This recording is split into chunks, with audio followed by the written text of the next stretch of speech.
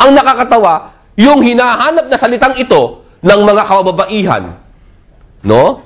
Ito yung hinahanap ng mga kababaihan mapa-Kristiyana man at mapa-Muslima.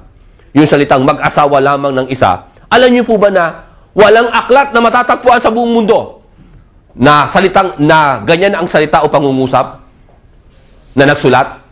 At yung salitang yan, sa iisang aklat nyo lang matatagpuan yan na mag-asawa lamang ng isa. Saan pa? Sa banal na Quran. Tapos sinasabihan ng mga Muslim maraming asawa. Samantalang nakalagay sa banal na Quran, mag-asawa lamang ng isa. No po? Yun pa yung konklusyon No po? Ito po sinasabi sa banal na Quran. Okay? Sabi po sa Suratul Nisa, no? Sabi ng Allah subhanahu wa ta'ala, Bismillahirrahmanirrahim, matabalakum minan nisa'i, mathna wa tulata wa rubha. Sabi doon, ito po yung premise. Yung munang premise ang binanggit ko po. Sabi ng Allah sa mga Muslim na lalaki o kayong mga Muslim, mag-asawa kayo ng dalawa o tatlo o apat. Premise yun hindi yung konklusyon. Ha? Ito yung konklusyon. Yung huli. Pa-in kiptum ila ta'adilu pawahida. Ito po yung conclusion na sinasabi ng Allah Ngunit, ito yung conclusion. Pag sinabing ngunit, may conclusion yan. Ngunit kung hindi mo kayang magbigay ng katarungan, mag-asawa ka lamang ng isa. Masyaallah, Allahu Akbar. Quran lang nagsabi ng ganyan, wala nang iba. Kaya yung mga babae, secure yan pagdating sa Islam Hindi siya kakaba-kaba. Kung siya'y asawa na, alam niya, no? Na ang mister niya ay nakatupad na sa kautusan ng Allah. Nagampanan niya na ang kanyang pananampalataya na siya ay nakuha niya na ang 50% ng kanyang reliyon.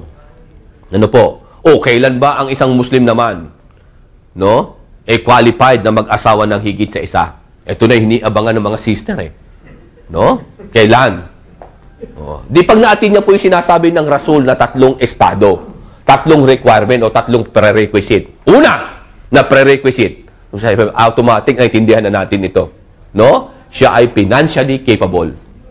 Very clear naman. Sabi ng Rasul, kaya niyang bumuhay ng 2 o 3 o 4 na pamilya. Yan. No po. Pero tatandaan niyo itong unang ito, mamaya may wave po ito. May wave. Pag sinabing wave, meron pang, pwede pa itong, kumbaga sa hindi maging prerequisite. Mamaya malalaman niyo kung anong wave niyan. No po. So, ang isang lalaking Muslim na gusto niya mag-asawa na higit sa isa, dapat talaga may kaya siya sa buhay. No? Mamaya sa isang pamilya lang, kulang na pamilya ng gatas. Bigas, kulang.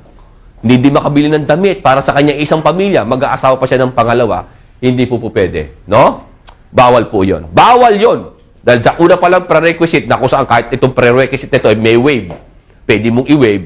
Pwede i-wave na isang Muslim na lalaki. Pero doon pa lang, hindi na siya lusot. Di pa pwede yun.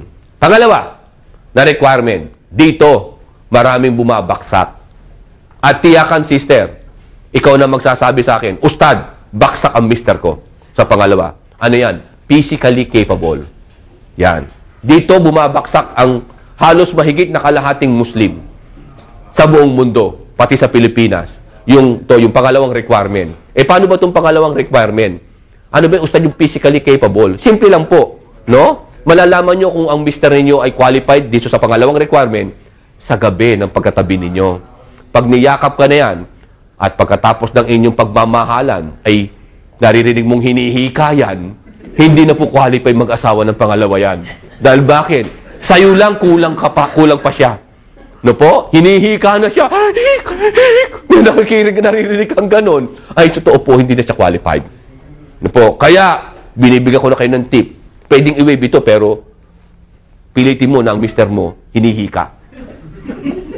Pag nakita mo, naghahabol lang ganun, sasabihan mo kagad, mister ako lang, kulang ka pa.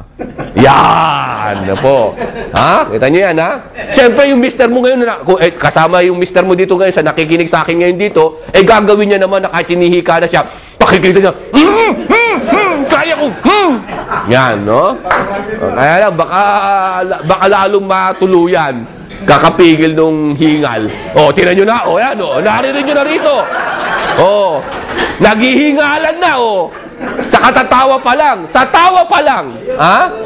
Hindi na kaya. Bumibigay na. Paano pa doon? Na kung saan ang lahat ng organ, vital organ ng katawan ng tao ay gumagana. Ito stomach pa lang at lungs ang gumagana. Hinihingal na So marami na kagad ngayon pa lang, nakikita nyo na mga sister, hindi qualified. Dahil physically incapable sila. Na po. So yung dalawang ito pwedeng i-waive. Bakit pwedeng i-waive? No? Yung una, yung tinatawag na dapat financially capable. Pag sinabing financially capable, pwede siyang bumuhay ng 2 o 3. Ustad, bakit pwedeng i-waive yan? Dahil kung mag-aasawa naman siya ng pangalawa, o hindi nga siya financially capable, ang magiging asawa niya naman at ikangay lumapit sa kanya. Babae pa ang lumapit. Halimbawa si Abdurasid, no? Ay may lumapit sa kanyang isang babae na sister natin, Abdurasid, asawahin mo rin ako. Ibilang mo ako sa iyong mga asawa. Hindi kita pahirapan, may trabaho ako. Yun ang wave noon.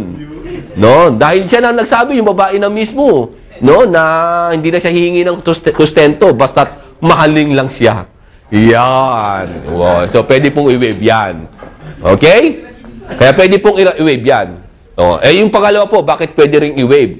Yan. Bakit pwede i-wave? Simple lang po yan. Diba? Nakita mo, hinihingal yung mister mo. Ha?